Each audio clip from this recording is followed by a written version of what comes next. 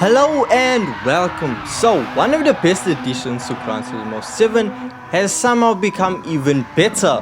With update 1.23, they have made the Suzuki Cappucino a whole lot faster. The Suzuki Cappucino comes standard with about 68 brake horsepower. Even with the motor fully upgraded, it only produces a max of 145. Now, with the 145 brake horsepower, I absolutely adored the Cappuccino. I found it to be sporty, nippy, just such a fun little K car. Now, with update 1.23, we received an engine swap for it. And we can engine swap a 13B out of a Mazda RX-7 into the little Cappuccino. And with customizing a 13B engine, we get up to 499 brake horsepower. So, what's that? About triple the horsepower? So, with it having almost 500 brake horsepower and a car weighing relatively almost 600 kgs, it has almost a 1-to-1 power to weight ratio. And I picked up on majority of the engine swaps. When you actually do them up, they tend to lean towards a 1-to-1 power to weight ratio, which is kinda awesome if you think about it. Now, what does that actually mean for the Suzuki Cappuccino? If we take the Suzuki to one of the best driving circuits in the game, then let's just see, how does it actually handle all 500 brake horsepower? Now, from the first turn, I immediately knew throttle control was going to be the name of the game to get this car to go around any sort of turn.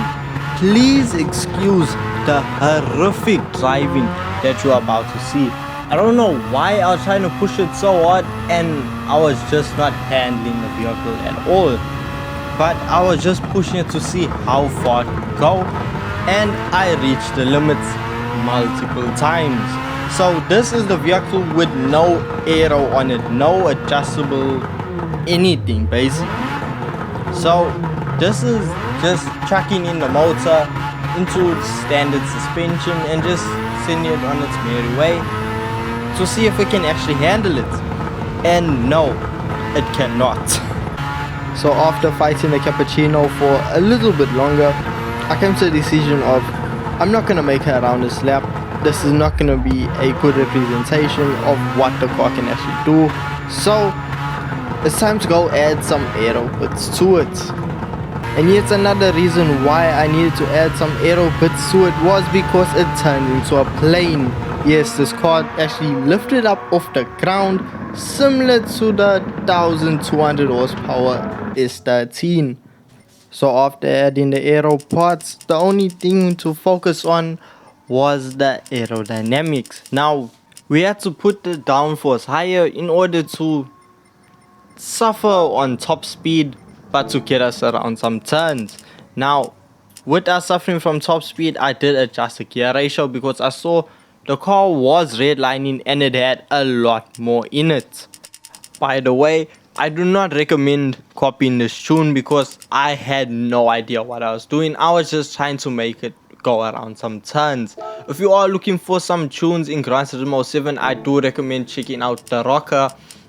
Posts amazing tunes on a ton of vehicles. You are bound to find one you enjoy, and trust me, all of them work amazingly. By the way, I know I said it already, video not sponsored or anything, I just felt like giving out a shout out because trust me, his tunes work and they do make the car really fast and so controllable. So go and check him out. With that being said, if you are checking people out, check out the rest of my page. Don't forget to leave a like and subscribe for more Gran Turismo 7 content. Now, with the aero parts equipped, the car did start to suffer from a little bit of understeer, but that is my fault because I was touching the tuning capability of the vehicle. But with that being said, it was nailing apex to apex and it was handling so much better. So you need a good tune for this car, aero parts, and just the ability or the skill level to handle such a vehicle. It is tricky to learn because firstly, you can't just jump in and think you're gonna set the fastest lap. It doesn't work like that. And as you can see, it still turned into a plane. And the very next lap, this clip happened. So yes, it went airborne, pulled a Mark Webber, and we went rolling, flipping all over the place. The car it did not like it. So be careful if you are gonna use it around the circuit. Well, be careful on the circuit because this isn't the only car that's done this. So just be wary about that. Now after a few more laps, I was able to set a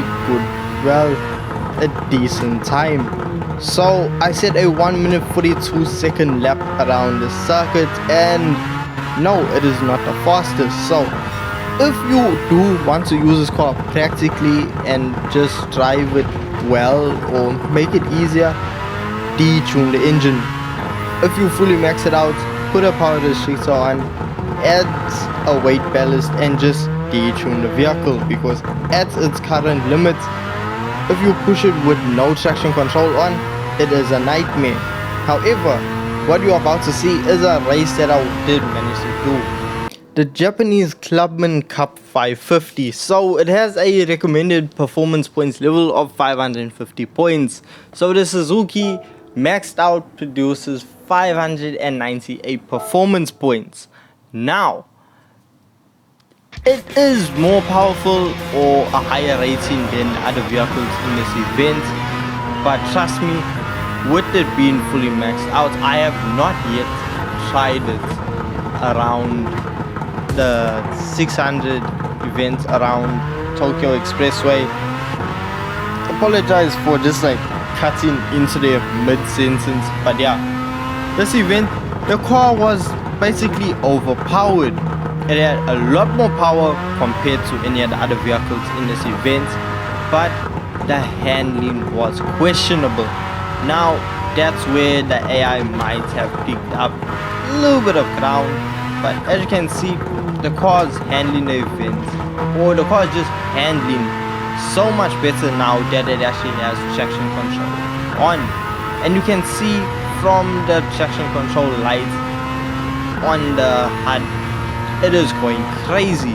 Now from what you are seeing now, braking, I can't even blame the car. I just decided I'm not even gonna try an attempt to brake. But with a vehicle like this that produces this amount of power and weighs as much as a feather, the brakes somehow don't feel like they're stopping. They aren't good enough. Now there are other vehicles that I experience very similar things where I also complain the brakes don't stop. But as you can see, this event on the hardest difficulty, just saying, is a piece of cake. It's a walkthrough. So with that being said, if you do want to try this car out and use it for events, you can. As I said, some people have used it for the Tokyo Expressway money grind, and they've seen some decent results. So with that being said, I hope you guys did really enjoy this video. Don't forget to leave a like, subscribe for more Gran Turismo 7 content, and I'll see you in the next one. Peace.